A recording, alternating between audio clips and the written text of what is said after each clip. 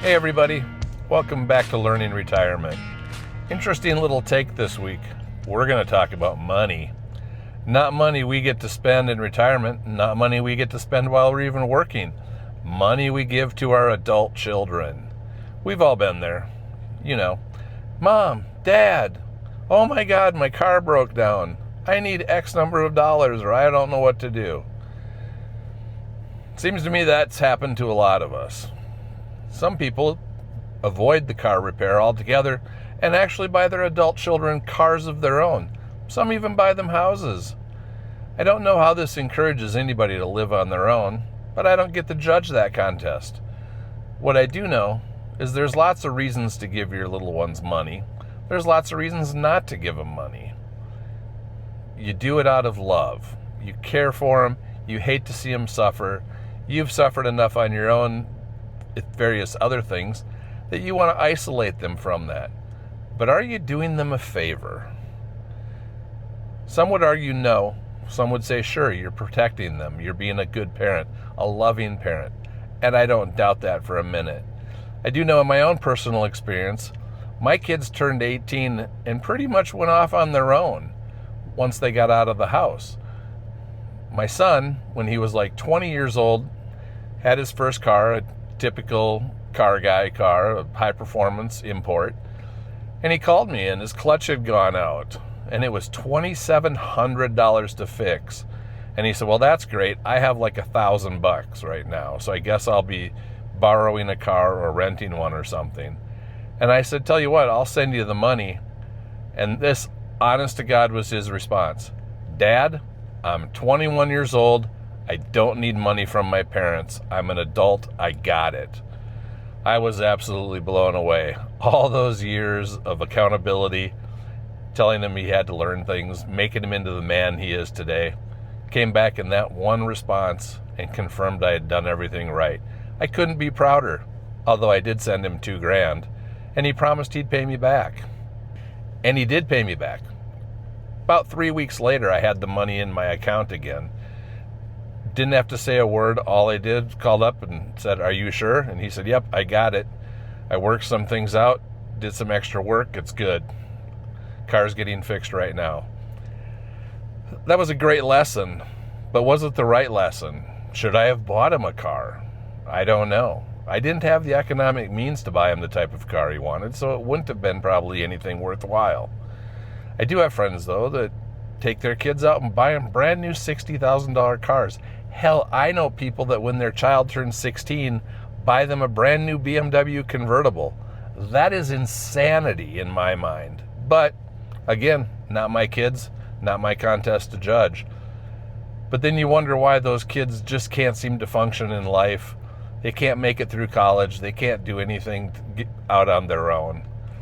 It can be scary. I get that. Is insulating your kids from the real world the right thing to do? Or do you let them get a taste of it and just be there in the background if they stumble and fall? Pick them up.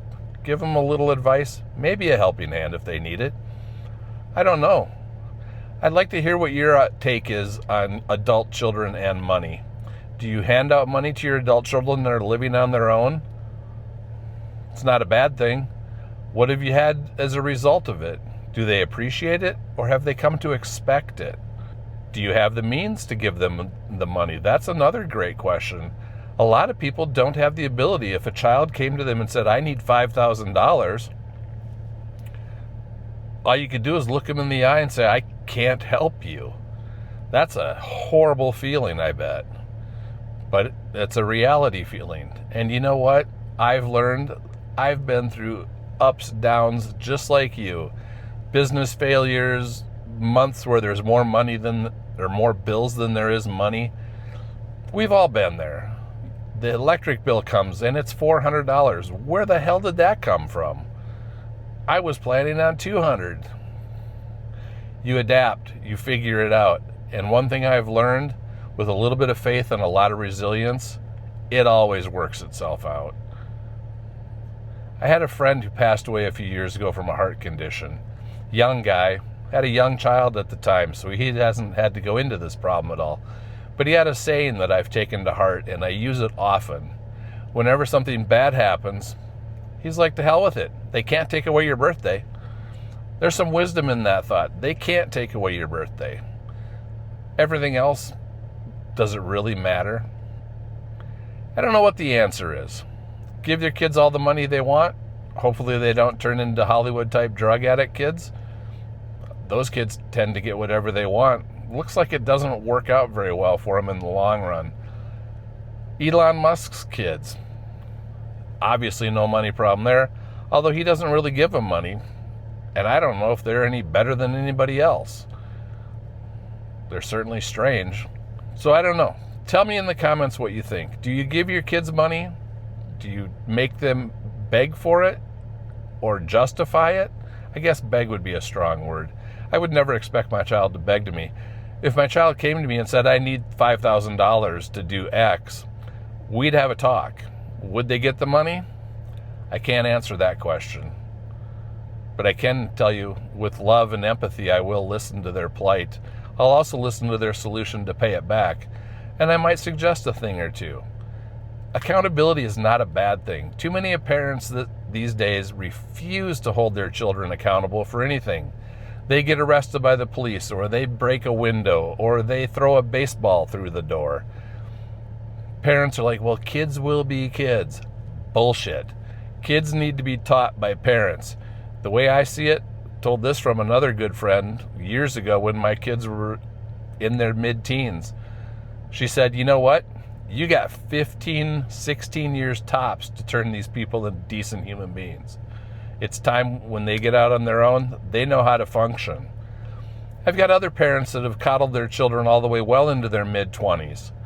They don't hold them accountable. They fund their vacations. They fund their insurance. They pay for their cell phone. They give them a place to live. They don't hold them accountable. And I told one of my friends this. I said, if you die tomorrow, what's going to happen to your son? The answer was, they'll be fine. The house is nearly paid off. It's worth $1.5 million. They'll live in the house. I go, they don't know how to run the house. They don't even know how to cook dinner for themselves or do their laundry. That $1.5 million will be burned through in the first year. Then what do you got? You got a homeless kid that was spoiled to death that ended up out on the street because he couldn't handle adulting. He was never held accountable. He was never taught. Maybe I'm harsh. Maybe I'm too cruel. Maybe I'm idyllic, and I think everything can work out for the best if you let people figure it out. I don't know. Like I said, throw down in the comments your thoughts on the whole giving your adult children money. I'd love to know if I'm crazy. Anyway, that's about it for this episode. Thank you for coming along for the ride. This is Learning Retirement. And I tell you what, I'll come back if you'll come back. Have a great week, everybody.